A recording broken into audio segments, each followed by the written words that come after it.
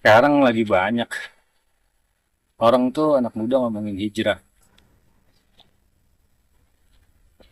Pada tahu nggak sih hijrah itu apa?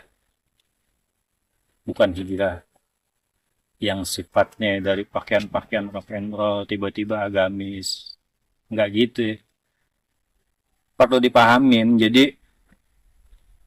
hijrah itu punya dua pengertian. Pertama hijrah zohiri. Yang kedua hijrah maknawi. Hijrah zohiri itu jelas. Jadi perpindahan dari satu tempat ke tempat yang lain. Itu namanya hijrah. Hijrah zohiri. Tapi ada lagi yang namanya hijrah maknawi. Hijrah maknawi itu gue bisa kasih contoh zulumati ilan nur, fujur ila taqwa. Jadi dari kegelapan kepada cahaya. Itu yang dimaksud zulumati ilan nur. Yang kedua fujur ila taqwa. Fujur ila taqwa, dari yang durhaka menjadi yang bertakwa. Artinya jelas di sini. Hijrah itu bukan ngejadiin diri lu ngerasa lebih baik dari orang lain. Karena pada hakikatnya hijrah itu selalu punya makna, punya konotasi yang positif. Lu lebih baik dari diri-diri lu yang sebelumnya. Jadi sangat gue sayangin sih banyak kaula muda generasi milenial atau kaum kaum Gen Z yang kalau sekarang tuh baru hijrah sebulan 2 bulan berani mengklaim amaliyah atau ibadah seseorang itu keliru. Bahkan berani mengklaim mereka itu sesat dengan uh, tetap bahasa bid'ah. Jadi hijrah yang paling betul tuh lo perbaikin diri lo yang sebelum-sebelumnya ya supaya menjadi lebih baik di hari ke depannya. Itu dia hijrah. Persoalan hijrah itu dialami sama Nabi dan para sahabat. Bahkan Nabi ketika hijrah pertama kali itu nggak langsung serta merta berangkat itu bawa sahabat, nggak begitu. Tapi Nabi itu pertama kali hijrah itu sendiri. Percobaan hijrah itu ke Taif pertama kali. Sampai di Taif ternyata Nabi nggak diterima, bahkan disambitin sama penduduk Taif saat itu. Itu malaikat-malaikat yang ngejaga gunung Uhud melihat kejadian itu, dia bilang, ya Rasul, saya timpain nih gunung ini, saya angkat, saya timpain ke penduduk Taif. Kata Nabi, jangan, nanti generasi Taif itu akan melek terhadap agama Islam. Terbukti sekarang Taif itu luar biasa hebatnya. Ya, mereka tuh zuhur jam 12, jam 11, jam setengah 11. Ini misalkan ya, mereka tuh udah kumpul, duduk buat murojaah, buat baca Quran. Jadi nggak serta merta juga Nabi hijrah lalu saja semua keadaan itu jadi lebih baik, enggak. Jadi dari Taif Nabi balik, hijrah kedua baru Nabi beserta para sahabat. Jadi ada prosesnya, bro. Kalau lo baru sebulan 2 bulan hijrah, lantas lo ngerasa lebih baik dari orang lain, menurut gue itu sangat keliru sih. Jadi yang paling bagus, yang paling baik, menurut gue, lo perbaiki amal ibadah lo. Jangan-jangan sholat lo setelah sekian bulan hijrah tetap jadi sholat yang cuma menggugurkan kewajiban. Padahal hakikat sholat itu tinggi, bro.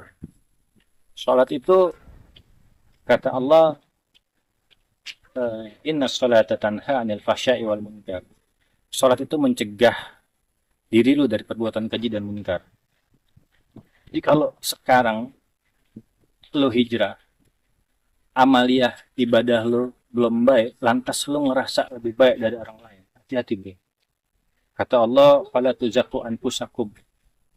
Jangan ngerasa lebih suci dari orang lain. Jadi itu yang harus lu pahami. Udah sampai mana lu perbaikin ibadah sholat? sholat juga, itu ada 4 tahapan. Yang pertama taklid. Taklid tuh anak kecil datang ke masjid kerjain sholat, dia nggak akan tahu makna sholat itu apa, definisi sholat itu apa, dia nggak akan paham karena cuma ngelihat orang tua ibu bapaknya sholat lantas dia sholat.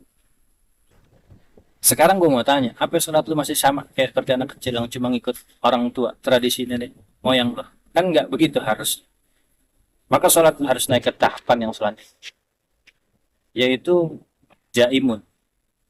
Apa tuh daimun? Daimun itu berkesinambungan bro. Subuh, zuhur, asar, maghrib, isya itu nggak putus. Itu namanya daimun. Tapi kalau udah akil balik, menurut gue sih nggak pantas.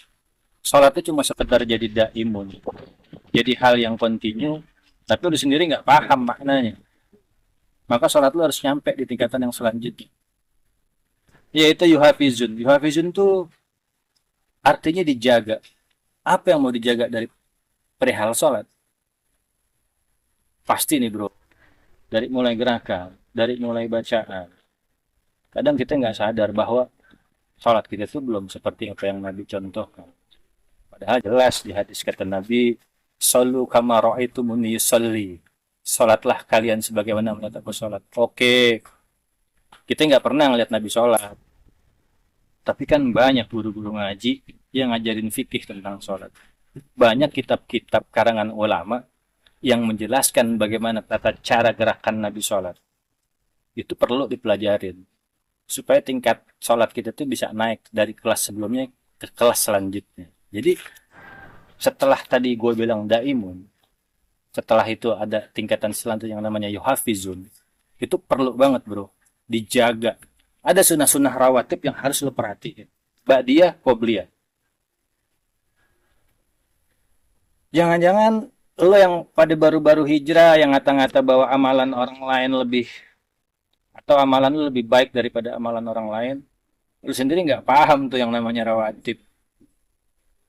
Yang jadi sunnah muakkad dalam sholat 5 kali sholat fardu lo tuh, jangan-jangan lo belum paham. Jadi gue mau terangin sedikit deh persoalan yang namanya yuhafizun.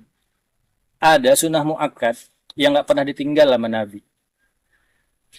2 rakaat sebelum subuh, 2 atau 4 sebelum zuhur, 2 sesudah zuhur, 2 setelah maghrib, dan 2 setelah isya. Ini Nabi Muhammad SAW nggak pernah tinggalin sama sekali yang namanya rawatib ini. Bahkan di satu riwayat, sependek pengetahuan gue, Nabi itu pernah mengkodok sholat sunnah yang tertinggal.